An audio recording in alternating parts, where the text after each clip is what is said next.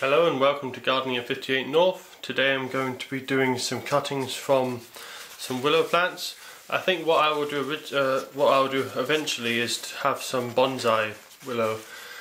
Quite like the idea of that. I quite like the idea of having the bonsai willow look like a traditional willow pollard that you get in a lot of Europe and other places around the world when they're making basketry, but also when they're doing biofuel. So I've got some hybrid willow here. I don't know what kind of hybrid willow it is. All I know is it's the Salix Filminii crossed with something else. I'm not sure what.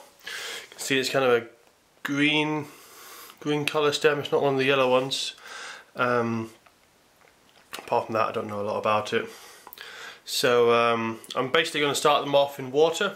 Just an old mug here that I use for cuttings quite a lot, which is why it's so a bit brown.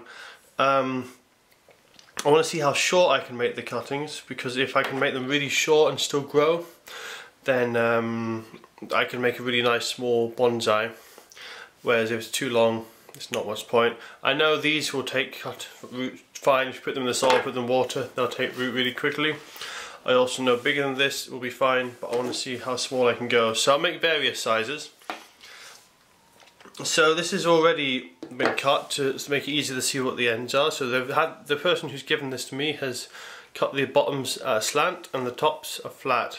But if you want to tell for yourself which way up to put the willow cutting, if you look carefully at the stems, just get that to focus for you, you can see there's a bud there. Now the bud, underneath, on the bottom side of the bud, will have like a U shape there, that dark section with the bit pointing down, and then the bud itself is that little bit in the top there. Now you want that bud to be pointing up and out, because that's where the growth will come out from, and that's how you can tell which way around to plant. So I'm totally holding that upright. So if you have your buds and they look like this, you know that's upside down. You need to turn it around and that is up. The way you can think of it is the dark section is an arrow pointing down and the lighter section is an arrow pointing upwards, and that's the actual shoot. So I will make sure that each cutting has enough shoots. Looking at this, they're quite well spaced apart, all the side shoots. Further down in this one, they're actually quite close together. So what I will do here is I'm going to make some really short ones. So just you can see there, I'm going to cut it just above where there is a shoot. So I'll give that a snip. And you can see there the shoot at the top. And I've cut it just above that so that it can grow nicely.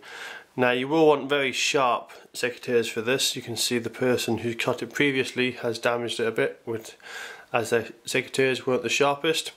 Mine are nice and sharp, but you can still see there's a little hole there in the focus in the actual shoot, and that's because these have crushed it slightly, so they're not it's quite sharp enough. So that's probably the smallest I'll make. I'll make a couple more that size with just a shoot coming out the top, because I think this is too small to actually take root. And then I will also do some slightly larger ones as well. So there's a few cuttings.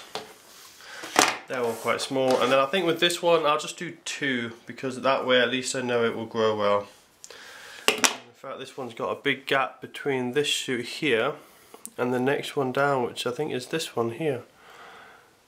So I will have to cut this one about there, just like so. That's my 2 larger cuttings, and all I'm doing is going to pop them in the water. Now the smaller cuttings, I'm going to have to get a shallower dish of water, because these will be drowned otherwise.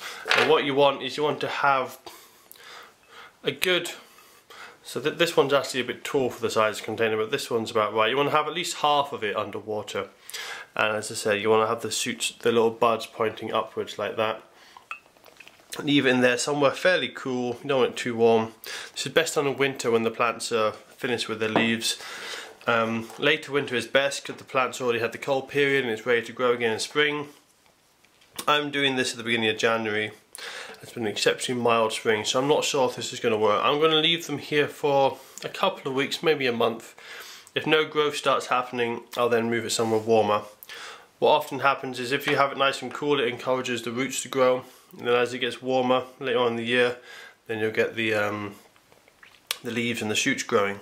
So I'll put all of these smaller ones in a smaller container, and I'll give you guys an update as to how well these have all rooted, and then I will also try making a bonsai out of some of the smallest ones that have rooted, and we'll see how that goes.